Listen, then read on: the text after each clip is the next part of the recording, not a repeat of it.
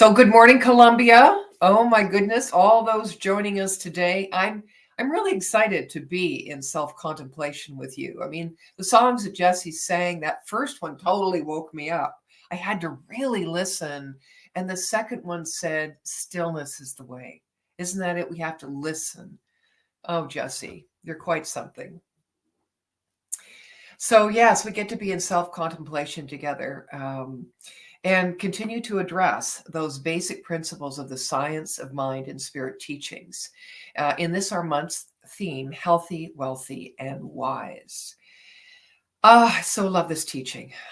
It allows me to be whatever I want to be, whenever I want to be it.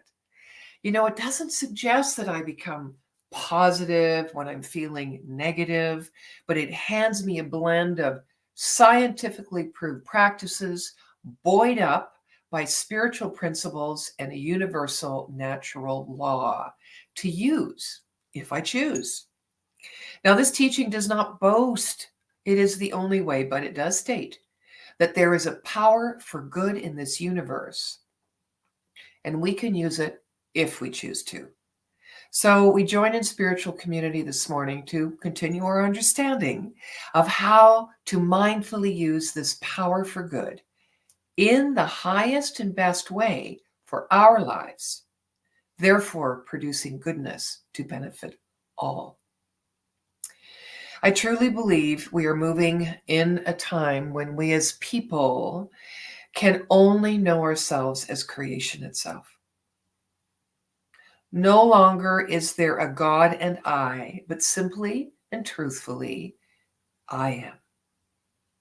So looking at this relationship of healthy, wealthy, and wise reinforces the source existing within as in each one of us, so that we can always be mindful that there is that next step to take in being the source of our own abundant living.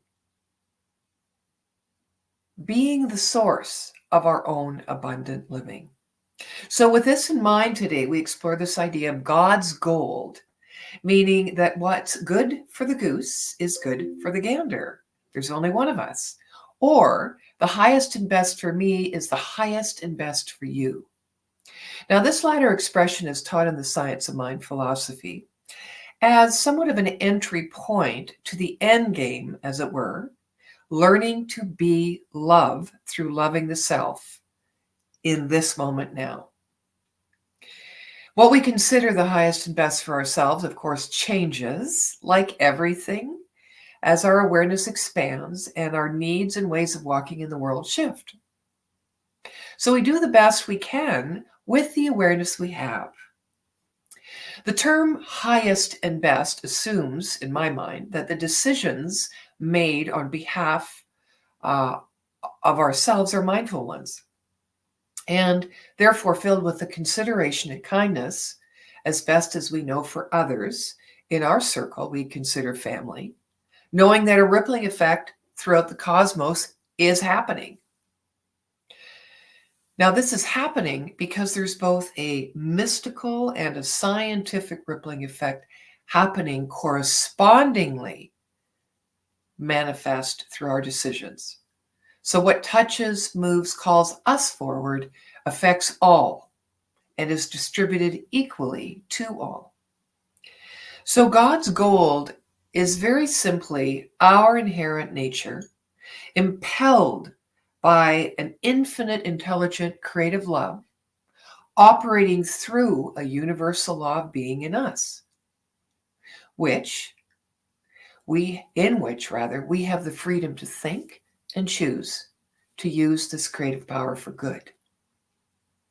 Do you remember a while back, there was a bank commercial from, I think it was Capital One, and they used to say, "What's in your wallet?" referring to whatever else you carry in your wallet other than that Capital One credit card. Well, get rid of it. It's useless because all you need is Capital One. I used to love that commercial because I used to think when they said, "What's in your wallet?" I used to think of what's in my mind, what's in my consciousness, what's cluttering my life. And so I used to expand it.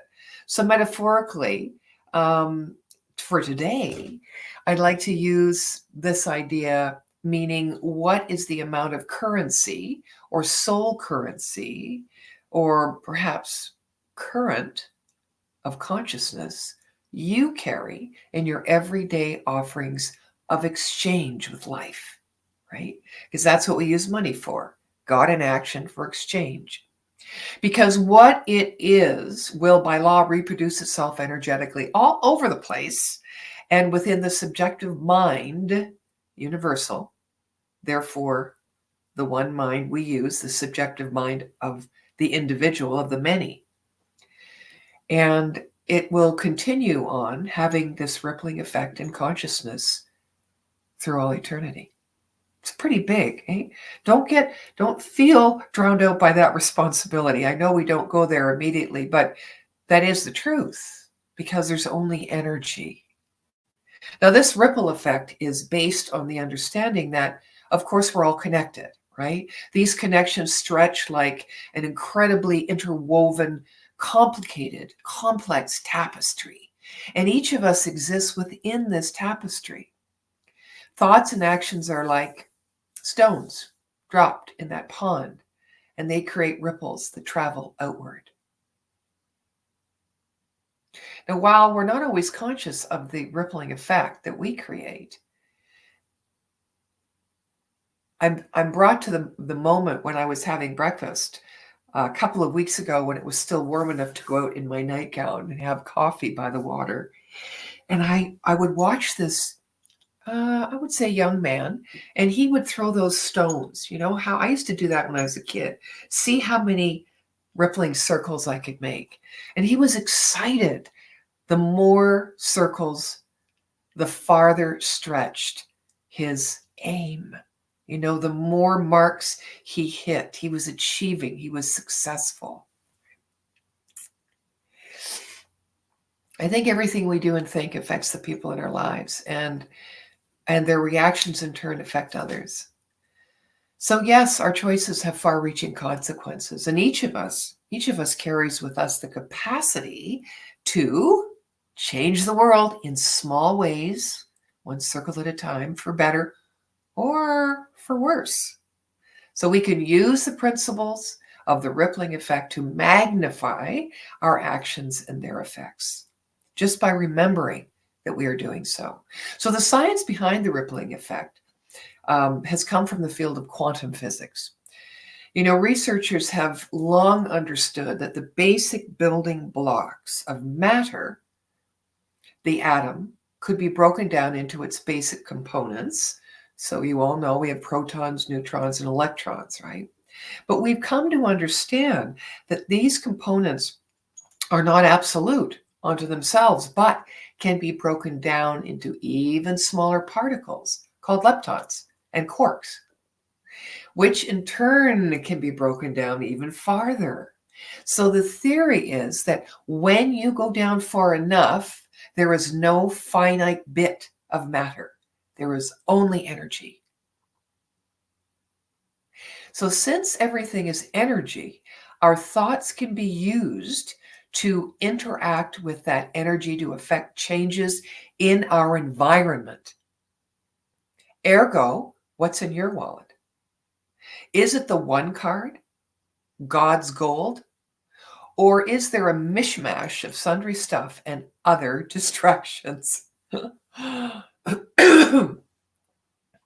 So God's gold, again, our inherent nature, impelled by this intelligent, creative love, operating through a universal law of being in us, within which we have the freedom to think and choose to use this creative power for good.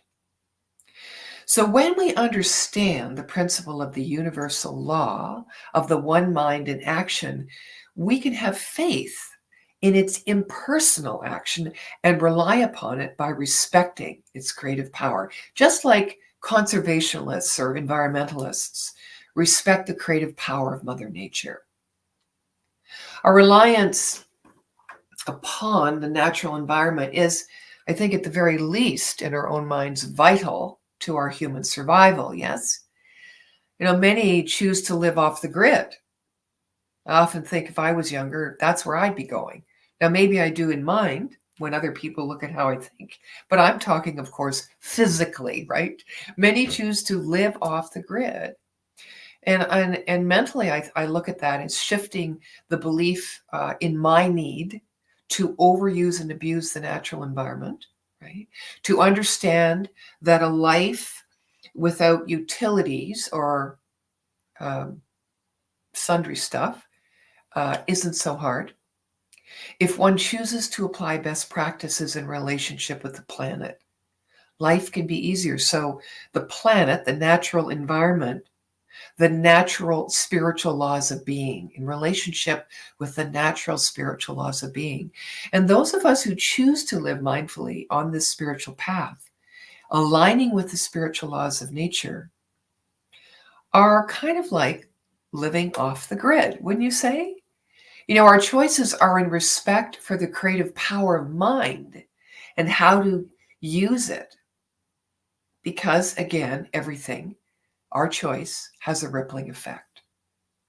One of the benefits of this shift in perspective is found within our mindful commitment to connect with the rest of the world, right? Just like living off the grid, we have to find those beautiful, interwoven, complex relationships that we've never looked into before, that are always already present, rather than sitting back and having the rest of the world come to us, right, into our personal dwelling space.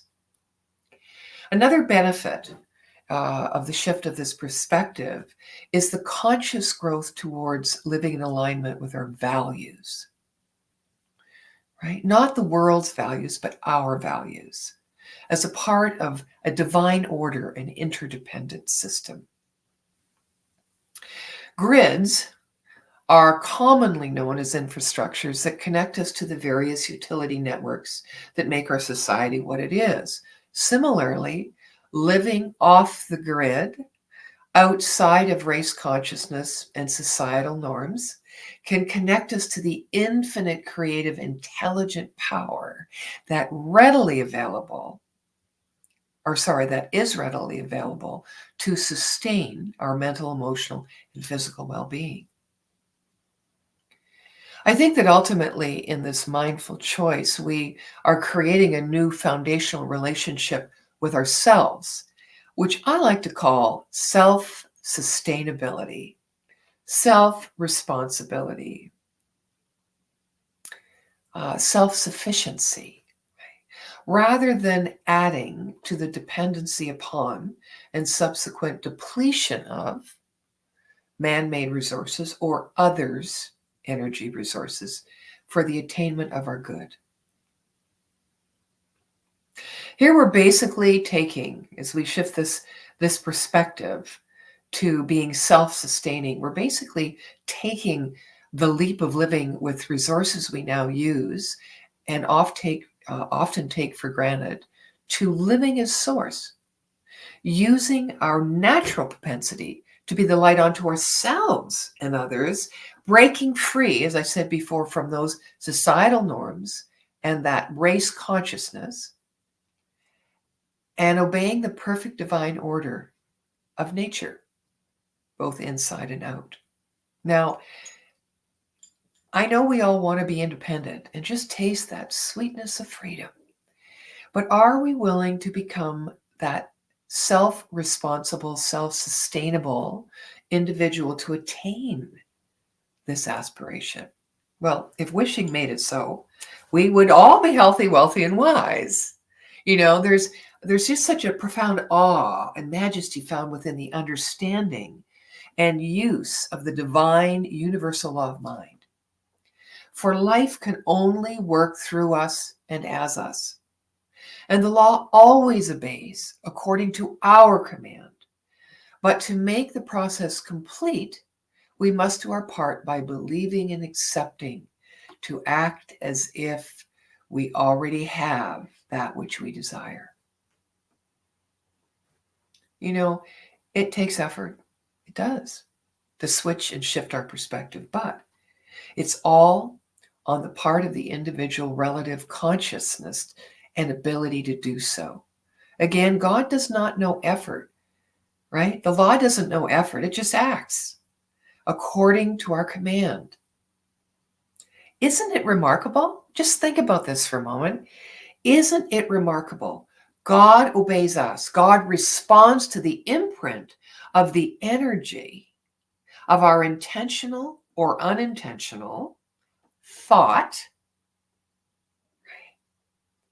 and reflects back to us what we believe. Isn't that amazing? When we operate in this field of consciousness in this way, in alignment with these complementary forces and functions, the yin and the yang of self-existent original cause, back of all creation, moving within us, we can step away from our ego's willfulness to control and remain safe, and its subsequent reaction to make change on the level in which it appears. You know how we try to move the deck chairs, right, on the Titanic?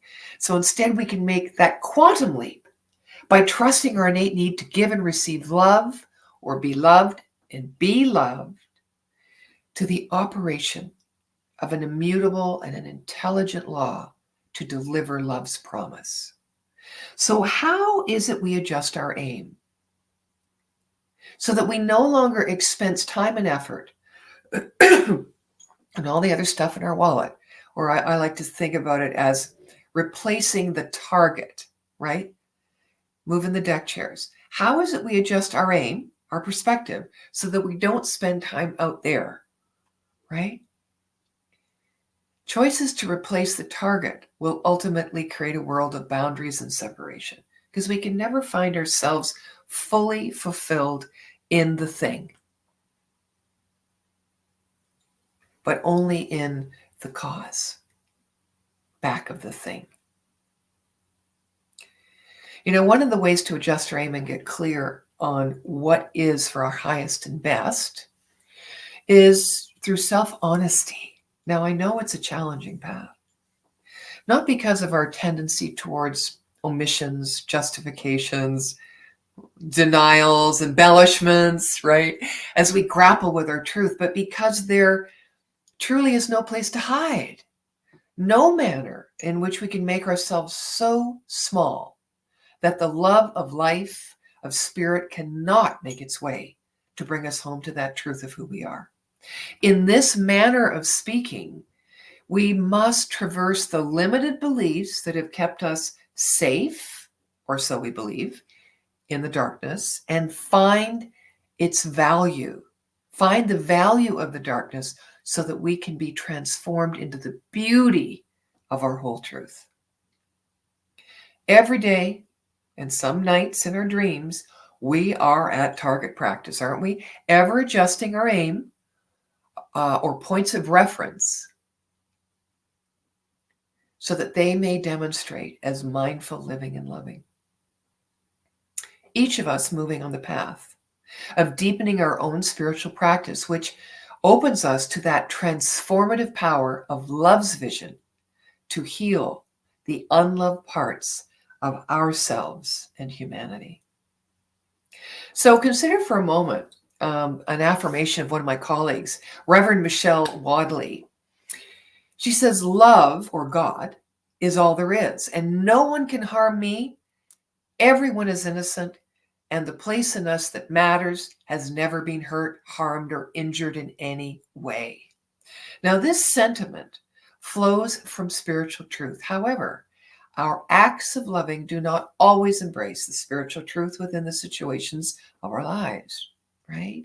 When we love within the measurements of time, space, we are plagued by the sense of endings, of loss, of grasping and holding on, rather than eternality and potentiality, right?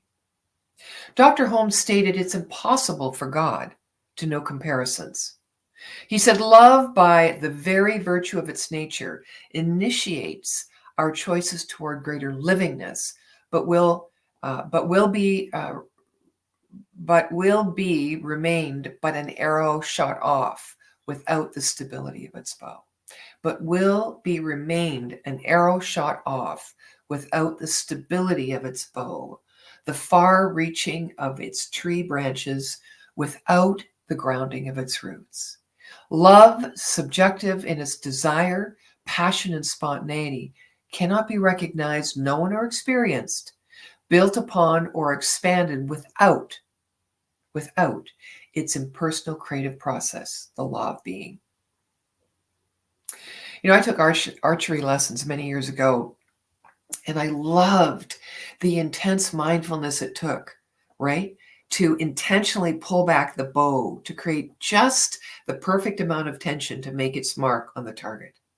So yes, I would practice adjusting my aim over and over again. And that alone became a worthwhile practice. The strike, hitting the mark, was the icing on the cake. Pulling the bow back, adjusting my aim was like being mindful in how I was loving. That's how I relate it today. And as I kept my focus on adjusting my aim, I released the arrow, which I use as a metaphor for my highest and best decision, which eventually hit the target or not. But nevertheless, it was released in love and the law, carrying it to its natural logical outcome. Whatever target it was, I hit, right? So my love was what adjusted my aim, and the law carried it for my highest and best, and therefore the highest and best of others, no matter what target I hit, right? Even as our focus is to be on love, so too must our faith be in law. And we get distracted. We get distracted when adjusting our aim, don't we?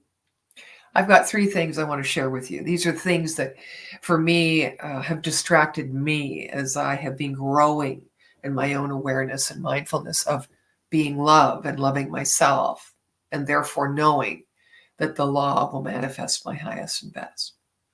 Number 1, the belief in either never enough out there or more is never enough. So I'm going to share an illustrative story about a humble stonecutter with you who was never satisfied with life, with the family and the good things he had.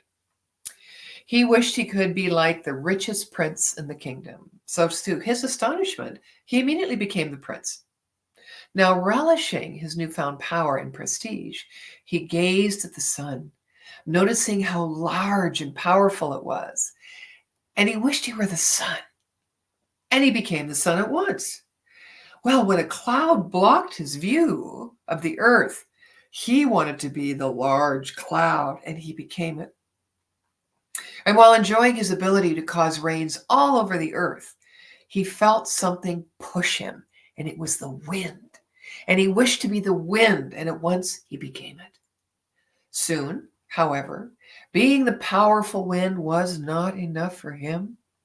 And after he had noticed that a giant rock affixed to the earth would not move, no matter how hard he blew. So he wished to become the rock. You got it. And he became it. Now, impervious to the sun and rain and wind, he truly believed he had founded the most powerful position of all. He was the mighty rock. Well, to his disappointment, he soon heard loud tapping noises, and he felt himself being changed. He thought, how can anyone change me? I am the powerful, the omnipotent rock. Well, immediately he looked down, and he noticed another humble stonecutter, chisel and hammer in hand, cutting into him. Isn't that a great teaching story? Now, the second thing was not allowing myself to grow into the embodiment of new belief patterns, constantly judging myself in my training wheels, instead of understanding that practice makes it real, right? In our teaching, we say, fake it till you make it. Now, that does apply in metaphysics. We have to cross the divide of time and space in our own belief system to be able to act as if who we want to be is happening now. And yes, we do need to teach what it is we need to learn. But remember, we are teaching from an ancient seed planted within that we're aware of on an unconscious level, which is already whole and complete within itself. And therefore, we are poised to bear fruit in our own awareness and the embodiment of our being. The journey of becoming is where the light shines most strongly. The third thing, I often focus on my difference rather than my spiritual oneness. Here's another illustrative story. It's called The Sun and the Cave, to contemplate this idea for yourself. Once, 1,000 years before human beings roamed this earth, the sun began a conversation with a cave. Now, they were not able to understand one another very well. The sun didn't grasp the concept of darkness, and the cave couldn't even imagine what light was. So, as an experiment, they decided to visit each other. The cave visited the sun and said, "Oh, how incredible and beautiful this place is. Now I know what light is, what beauty is. Now, sun, it's your turn to visit my world, the world of the caves." So the sun traveled to the earth, gazed inside a few caves, and said, "I don't see any difference." That's the end of the story. I don't see any difference. So for me, I don't see any differences in that I see light within. But I do see the diversity in expression, my expression, and I honor it as it is expressed, all the same. So these are but 3 ideas to reflect upon that maybe you can use to continue adjusting your aim, to mindfully let love guide your best decisions. And remember that as you adjust your aim, your wallet gets lighter. And the impact your decisions make through the rippling effect raise everybody up. And eventually, you, me, we will, by the grace we bestow upon ourselves, grow more aware and awake. So lastly, I'm going to ask you to imagine something with me. If you can, close your eyes wherever you are. Imagine with me that you are celebrating your 110th birthday. There you sit, surrounded by several family members, friends, who are there to honor and celebrate your life. And they exclaim that you are the eldest of us, and you have taught many thousands of us, right, how to find the path toward being love. So we've come, joined together, and prepared this gift for you. Please accept it with our love and best wishes. You feel so very touched, as you had not expected nor needed anything like this. But as a gesture of courtesy, you open the ornately wrapped gift in front of everyone. You remove the delicate bow, putting the colorful paper aside and taking the lid slowly off the gift box. Then you look inside. The box was empty. You began to cry tears of joy, realizing that your family and friends had thought long and hard about this gift. Your eyes were still. They welled with tears as you looked at the assembled group of those who loved you, and you say, "Thank you so, so much. It's just what I've always wanted. Nothing. Nothing, because there is more than enough, because our existence is enough. Nothing, no thing, because God's gold A perfect, impersonal, universal law of being, impelled by our awakening and intentional love, is enough. So here's to you, my friends. You are a one-of-a-kind, God is good all the time blessing to be expressed. So be it. And so it is.